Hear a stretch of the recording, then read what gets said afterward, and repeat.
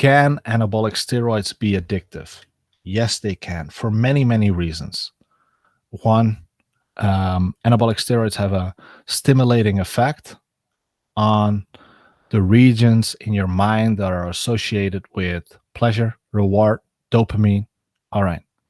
Do we fully understand yet what's going on? No, but we know there are associations between feeling motivated, feeling happy, feeling rewarded, especially when you do exercise. So people that use anabolic steroids, they generally like, they train suddenly twice as long. Why? Because it feels rewarding. There's no pain. It's like these almost amphetamine like symptoms you get. Besides that, a lot of people, like when they try to stop from anabolic steroids, they're afraid that they're going to have low testosterone. Well, what does low testosterone mean? Low libido, low erection quality, maybe mental issues, maybe feeling a little bit depressed. All right, these things can occur, but only knowing that they can have these symptoms if they stop makes them unable to stop and keep going on, keep going on. All right. And there are many, many other variations of why people can be addicted. So what do we know?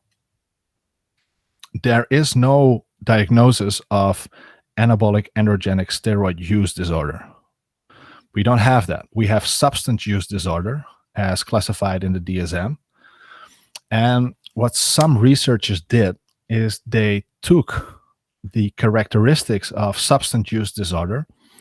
And what are those characteristics? That is like these are questions that are generally being asked to patients to that reveals like a relationship between the use of their substance and being addicted to it, yes or no.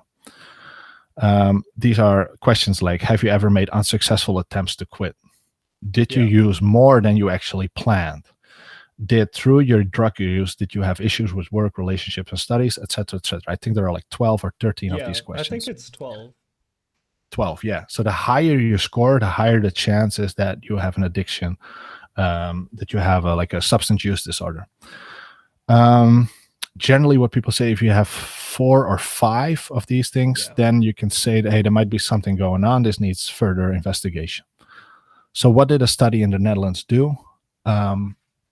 It's a study by my big friend Tjeerd, and they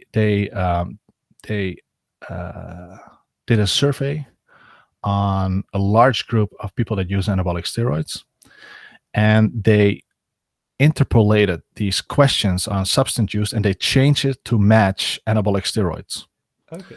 They are not the only researchers they did that. This is like the 3rd or the 4th study that tried to like create a new definition of substance use, and they call it anabolic androgenic steroid use disorder.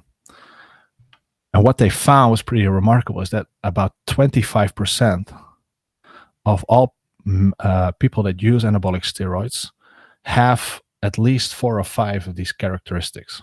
Wow. So there might be something going on, and we see the same percentage in other studies as well. And what can you do about it? Let's say you're looking at this right now and you're thinking like, hey, yeah, I these questions, they're like familiar to me, or maybe I know somebody who's dealing with this. Okay, that can be. There aren't many people, addiction care clinicians or psychologists or psychiatrists that have experience with dealing with substance use related to anabolic steroids. But there are some people in the Netherlands that like to that have some affinity with this. So whether you're in the Netherlands, like send me a message and I can hook you up. There are people that know a little bit more about this, because at the end of the day, what do we see? What do we see is that people, the people that have the highest risk of long-term cardiovascular disease related to anabolic steroids, they are generally the people that keep using higher dosages. And generally we see more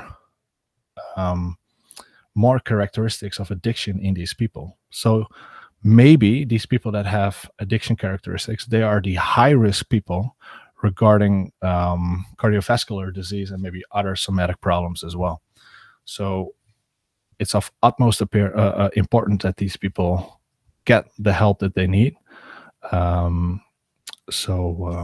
yeah, get in contact with me or get in contact with your doctor and make sure that you talk about this.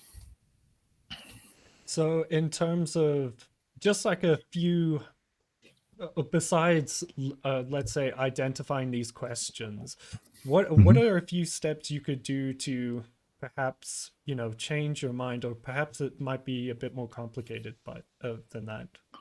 Sure. The first thing is you need to talk about it. Like if you're gonna sit at home, just read your forums. There's an endless amount of people on YouTube, people on the forums that will tell you to use this to solve problem X with another medication.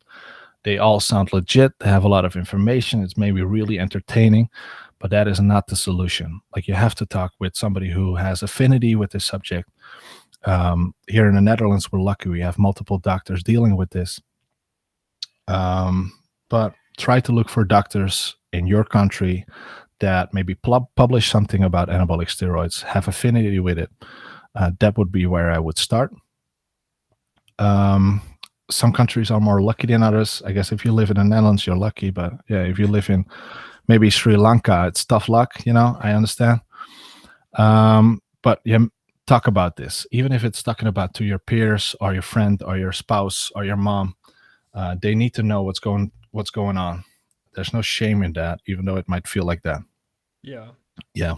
Yeah, and I think Uh, a major thing is, like, as you mentioned, about being worried about a piece, or going off, and how you're going to feel that low libido. And I honestly, from just anecdotes that I've received from people, it's not that bad. There mhm. are probably like one or two cases where they have a really bad reaction to this, but I think it's more placebo than anything. Absolutely. Yeah, we talked a little bit about this in our PCT talk. Yeah. Um, this is the whole um, scaremongering around stopping with anabolic steroids and whether you're not or do regain your own testosterone function back. That leads people eventually to taking medications to make sure that doesn't happen. Yeah. We have reasons now to believe that these medications don't do what they're promised to do, and generally we see good recovery. So you're absolutely right. Um, yeah. Yeah. I mean, interesting topic. I didn't even know this had been defined yet. Is it in the DSM? Oh no, no. I don't Uh, even know if it's gonna be in the DSM. So this is just something that researchers do because they acknowledge the problem that is at hand. Is that we do see a lot of addiction in anabolic steroids, especially with older users. But we also see people that use anabolic steroids, they generally use other substances as well. yeah. So there's a link between anabolic steroid use and the use, for example, like weed, cocaine, and especially other party drugs like MDMA and stuff like that. Yeah, So I've noticed that also for some reason. yeah, But perhaps it's the personality, like type of personality. If steroids are okay, then perhaps you're more willing to use something like MDMA or something. yeah, you could even say hi to your Parkit, by the way. Um, Oh, oh yeah, you know, gosh.